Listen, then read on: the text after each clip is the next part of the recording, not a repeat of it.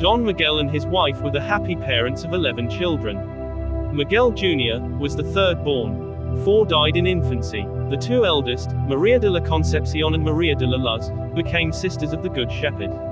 2 of the boys, Miguel and his younger brother Humberto, were martyred. The rest of the children, Ana Maria, Edmundo José, and Roberto married. Since a young age, he was called Cocol as a nickname. One of his companions, Pulido, said that he had never seen such an exquisite wit, never coarse, always sparkling. He was noted for his charity and ability to speak about spiritual subjects without boring his audience. Pulido remarked that there were 2 pros, the playful pro and the prayerful pro. He was known for the long periods he spent in the chapel. Longtime president of Mexico Porfirio Diaz was ousted in 1911 after staging a rigged re-election, and a struggle for power, the Mexican Revolution, began. He entered the Jesuit novitiate at El Llano on the 15th of August 1911 and studied in Mexico until 1914, when a massive wave of governmental anti-Catholicism forced the novitiate to dissolve and the Jesuits to flee to Los Gatos, California, in the United States. He then went to study in Granada, Spain, 1915-19, and from 1919 to 1922 taught in Nicaragua. For his theological studies Pro was sent to Enghien, Belgium, where the French Jesuits, also in exile, had their faculty of theology. His health continued to deteriorate. There he was ordained a priest on the 31st of August 1925. He wrote on that occasion, "How can I explain to you the sweet grace of the Holy Spirit, which invades my poor miner's soul with such heavenly joys?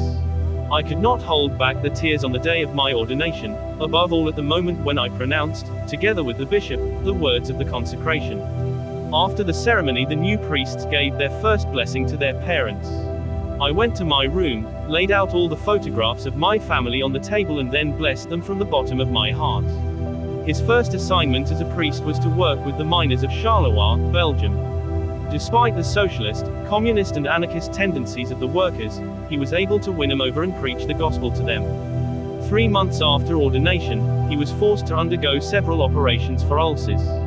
He remained cheerful and courageous, explaining that the source of his strength was his prayer.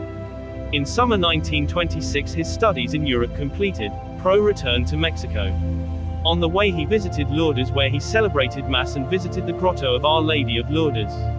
He arrived at Veracruz on the 8th of July 1926. Plutarco Elias Calles was now president of Mexico.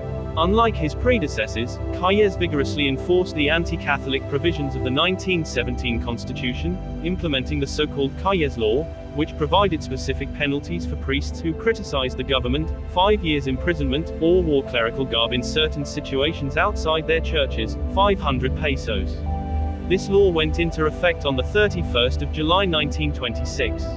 By this time, some states, such as Tabasco under the notorious anti-Catholic Tomás Garrido Cannibal, had closed all the churches and cleared the entire state of serving priests, killing many of them, forcing a few to marry and the remaining few serving covertly at risk of their lives. On his return, Fr. Miguel served a church which was forced to go underground. He celebrated the Eucharist clandestinely and ministered the other sacraments to small groups of Catholics.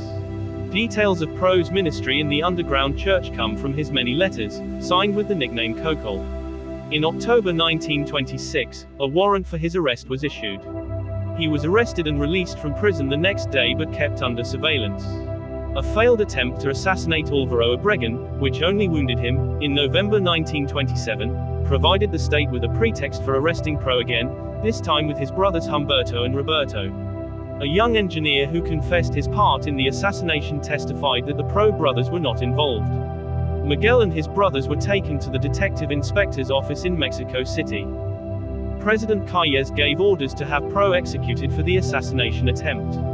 Pro and his brothers were visited by Generals Roberto Cruz and Palomera Lopez around 11 p.m. on the 22nd of November 1927. The next day, as Pro walked from his cell to the courtyard and the firing squad, he blessed the soldiers, knelt and briefly prayed quietly. Declining a blindfold, he faced his executioners with a crucifix in one hand and a rosary in the other and held his arms out in imitation of the crucified Christ and shouted out, "May God have mercy on you. May God bless you. Lord, thou knowest that I am innocent. With all my heart I forgive my enemies." Before the firing squad was ordered to shoot, Pro raised his arms in imitation of Christ and shouted the defiant cry of the Cristeros, Viva Cristo Rey, long live Christ the King. When the initial shots of the firing squad failed to kill him, a soldier shot him at point-blank range.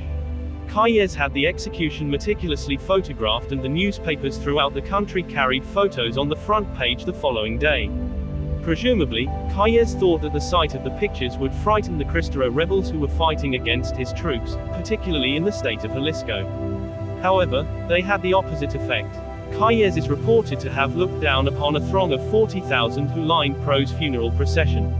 Another 20,000 waited at the cemetery where he was buried without a priest present, his father saying the final words. The Cristeros became more animated and fought with renewed enthusiasm, many of them carrying the newspaper photo of Pro before the firing squad.